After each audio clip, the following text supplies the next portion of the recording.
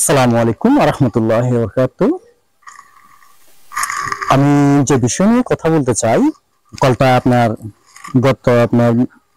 রমজানে বিগত রমজানে আপনার কলটি বসেছে, যে আপনার বসে এক সপ্তাহ তারা পানি খেতে পারে নাই। যারা 80 কল বসেছে, কিন্তু কলটা ওভাবে বসেছে যে এক সপ্তাহ ইউজ করার পরে পানিগুলা আয়রন পড়ে গেছে, কিন্তু তারা পানি খাওয়ার মতন উপযোগী নয়। যার কারণ কি, এই কলগুলো আপনার আসে কুয়েতি সংস্থা থেকে।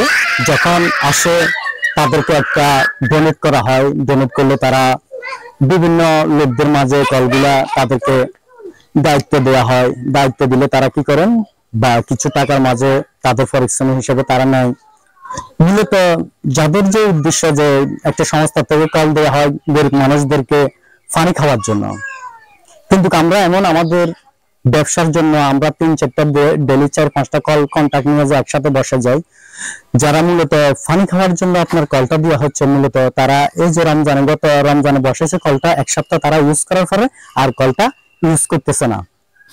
এই জন্য আমি বলতে চাই আমার এই কথার মাধ্যমে, যে আপনারা যারা এই কল দিবেন গরিব মানুষদেরকে, ছোট বড় যারা আছে, যে কলটা দিতেছে বাইরের মানুষে, আমরা 2 টাকা বেশি দিয়ে যাদেরকে মূলত কল বসানোর জন্য দায়িত্ব দিব, ওদেরকে আমরা কি করব, যেন তারা সুন্দরভাবে বসায়। আপনি দরকার হলে স্বয়ং চোখে আসি দেখবেন, তাদেরকে খবর নেবেন যে কলের পানিগুলো খাইতে পারতেছে কিনা, বাড়ি কোনো আয়রন আছে কিনা, আপনারা খোঁজ খবর নেবেন। কিন্তু তা আমরা করি না। না করে আমরা কি করি, তারা যেটুকু লেয়ারে বসানোর দরকার কিন্তু ওইটুকু যায় না। তারা দ্রুতভাবে, একজন পাবলিক তো আম পাবলিক বুঝে না যে কতটুকু লেয়ারে গেলে পানিটুকু ভালো উঠবে, তাও বুঝে না। না বুঝার কারণে তারা গৃহস্থকে বলে কয়েকদিন ব্যবহার করার পরে কি কলের পানিটা ভালো হবে, ফ্রেশ হবে। আসলে তারা এখন রাত করে কি করে না, কলের পানিটা ইউজ করতে পারে না আয়রনের কারণে।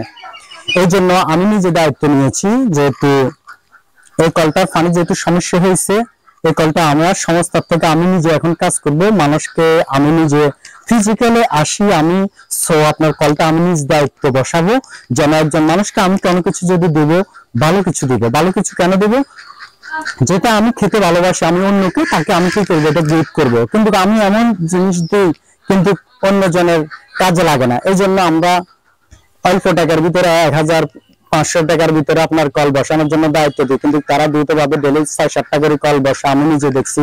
এই সমস্ত কলের লোকদের সাথে আমি নিজেই আসছিলাম। কিন্তু এই জন্য আমি বলতে চাই, আপনারা দেন, দায়িত্বশীল লোক দেন। ওরা কিন্তু বসাতে আসি, অনেকজনে কলে বসাতে পারেন না, কিন্তু কলগুলো অনেক কষ্ট করে বসান কিন্তু পানি খেতে পারে না। এই জন্য আমি এই কলটি আপনার জানুয়ারিতে এই কলটা আমি সংস্কারের কাজ আমি নিজে করব, আমার নিজের অর্থায়ন দিই। আমি ইনশাল্লাহ আমি এই কলটি করবো যে একজন মানুষ যেন পানি খেতে পারেন মন ভরে, যে কোনো দিকে যেন যাওয়া না লাগে। পৃথিবীতে আমরা নিঃস্বার্থভাবে যদি কোনো কিছু করি, আল্লাহর জন্য করব।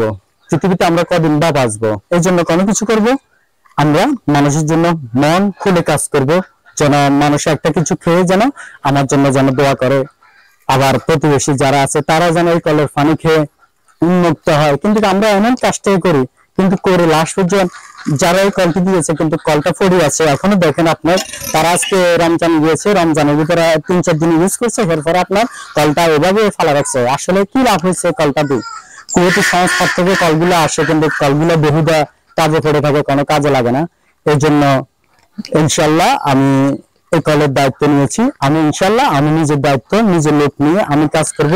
হ্যাঁ, আয়রন বাংলাদেশের ভিতরে আমাদের গভর্নমেন্টের দরকার। আসলে প্রত্যেকটা 200 ফ্যামিলির জন্য একটা কল দেওয়ার দরকার, কিন্তু আমরা করি না। কি করব, কল দিলে আমরা কি করি, আমাদের কল আসে কিন্তু আমরা 30,000-40,000 টাকা দিয়ে নিয়ে আসি, আমাদেরকে কল বসতে হয়। কিন্তু কল দিয়ে সরকারে কিন্তু আমরা থাকতো, কিন্তু আমাদেরকে দেয় না। এই জন্য আমরা কি করবো, যে একটা কথা আছে, মা সন্তানকে টাকা দিয়েছে, কিন্তু টাকা সন্তান বাজারে নিয়ে বলতেছে মাছ তো বাজারে মাছ উঠে নাই, মাছের খুব দাম, কিন্তু আজকে মাছের কেজি চলতেছে 500 টাকা। ওখান থেকে মাছ কিনে আজকে কিন্তু বাজারে ফুল মাছ ভরপুর উঠছে, কিন্তু মাছের কেজি আনছে 100 টাকা দামে, বলতেছে আমি 400 টাকা মাছ কিনে আনছি। ওখান থেকে 300 টাকা মেরে দেয় সন্তান। তো একটা ঘর থেকে যদি সন্তানে যদি চুরি করতে পারে, আর একটা বড় বিশাল একটা, বাংলাদেশের ভিতরে আমরা কতটুকু সততার ভিতরে আছি সেটা আমরাও ভালো জানি। তো আমার বক্তব্য এর জন্য এখানে শেষ করলাম, যে এই কলের সংস্কারের কাজ যখন আমি জানুয়ারিতে ইনশাল্লাহ করব, তখন ওই ভিডিওটা আপনাদেরকে আমি ইনশাআল্লাহ দেব। আসসালামু আলাইকুম ওয়া রাহমাতুল্লাহি ওয়া বারাকাতুহু।